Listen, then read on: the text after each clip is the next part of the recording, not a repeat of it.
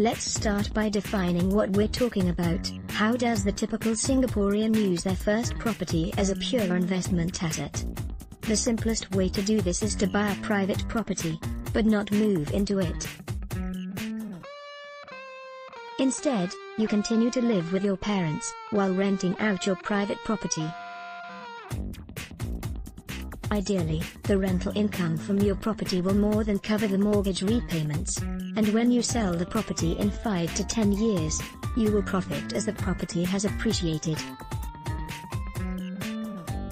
Another way to treat your first home as an investment is to still live in it, but simply hope that you've picked a property that will appreciate. An example of this is choosing to buy in a non-mature estate, where many amenities, shopping centers, train stations, hawker centers, etc., have not yet been built. This is based on the theory that, as these amenities are built up, the property value will rise.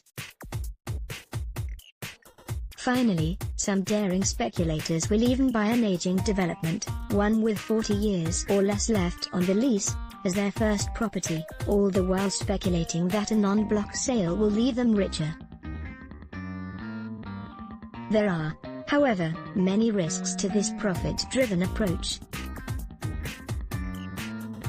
How are Singaporeans using their first property as an investment?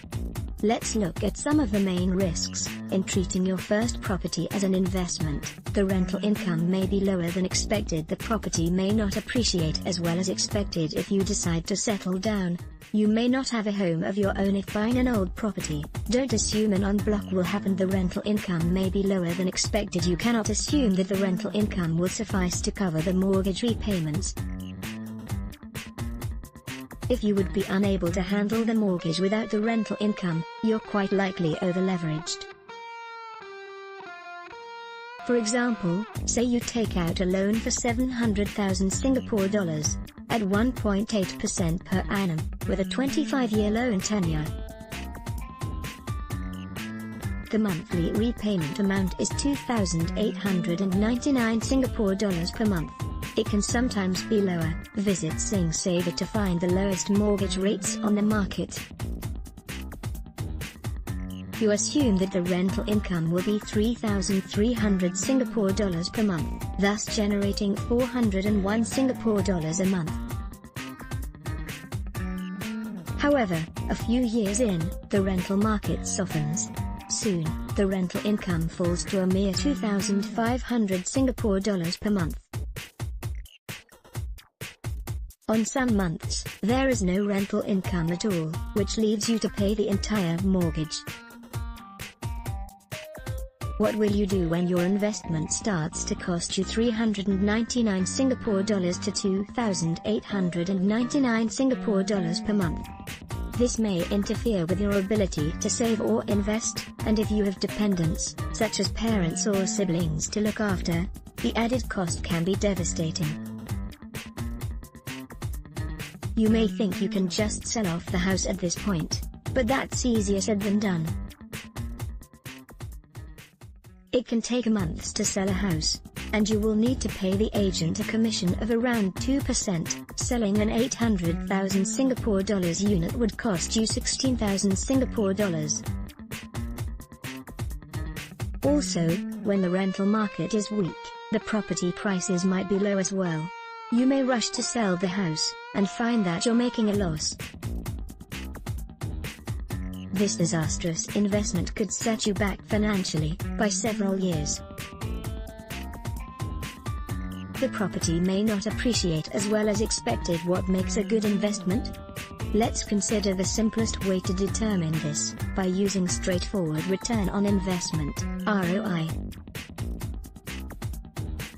Let's say you buy in a non-mature area, where private properties are a little cheaper. Let's also say you are an owner-occupier, you live on the actual property without renting it out. The total price of your property is 700,000 Singapore dollars, inclusive of all the stamp duties and relevant renovation works. This is quite cheap for a full suite condo. you hold onto the property for 10 years. During this time, you bear with inconveniences such as lack of a train station, or the lack of malls and markets. Finally, after 10 years, you decide to sell. Unfortunately, property prices are in a slump at the time. Your house has appreciated, but just to around 800,000 Singapore dollars. Your ROIs, sale price, purchase price x 100. This means it's 800,000 Singapore dollars, 700,000 Singapore dollars, 700,000 Singapore dollars by 100 equals 14.2%. Is this a good ROI? In truth, given the amount of time you waited, 10 years, this is a terrible figure. It means there's an averaged out return of just 14.2, 10, equals 1.4% per annum. If you had just left the money in, say, your CPF, you would have gotten 2.5% per annum, and that would have been guaranteed. Even a simple endowment policy can provide returns of around 3 to 4% per annum. But at least you haven't lost money, right? Wrong. The rate of inflation in Singapore is around 3% per annum, and your investment has not kept up with that. And this is after you've put up with various inconveniences for a whole decade. If you decide to settle down, you may not have a home of your own. You may have plans to hold onto your investment property for 5 years or 10 years, but life still carries on in the meantime. What happens if you meet your soulmate, and want to get married? If you want to move into your investment property, you will lose any rental income from it. This means you'll have to bear the full cost of a mortgage on your own. Also, if your investment property is small, such as a shoebox unit you rented out to single expatriates, it may be impossible to raise your family there. Do note that you cannot apply for an HDB flat if you own a private property. These conditions could force you to sell off your investment, even if the property market is in a downturn. Either that, or you and your partner will have to wait several years before you can sell and get a home of your own.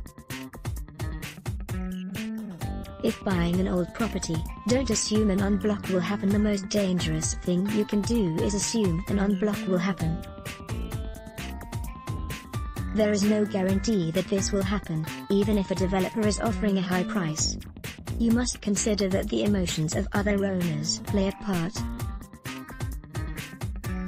The development may be home to many retirees, who have no desire to move at this stage in their life.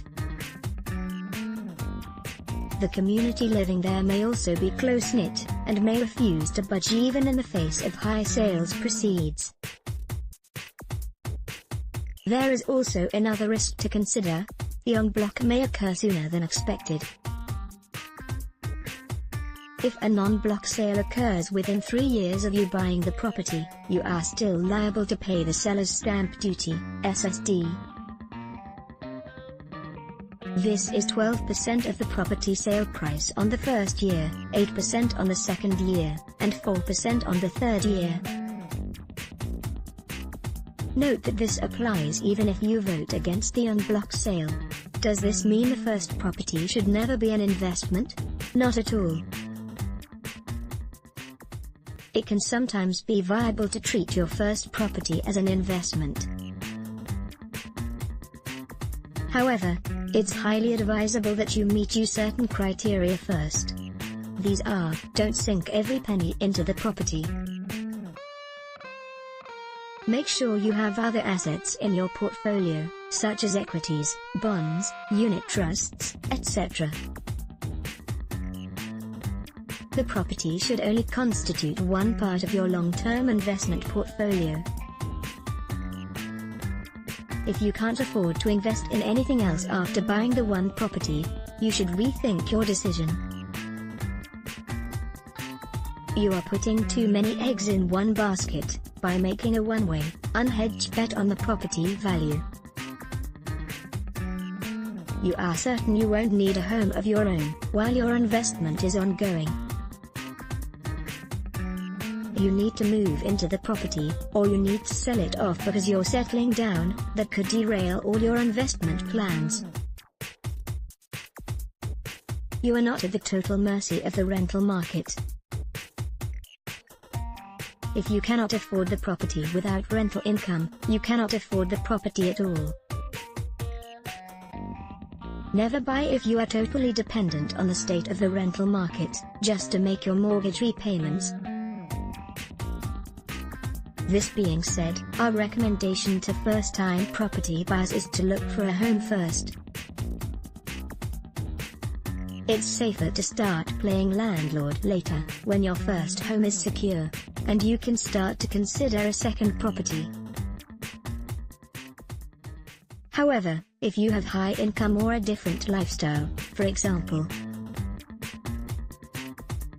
you are a committed lifelong single, you can speak to a financial advisor/wealth manager on whether to dive straight into property investment. This article was first published in SingSaver.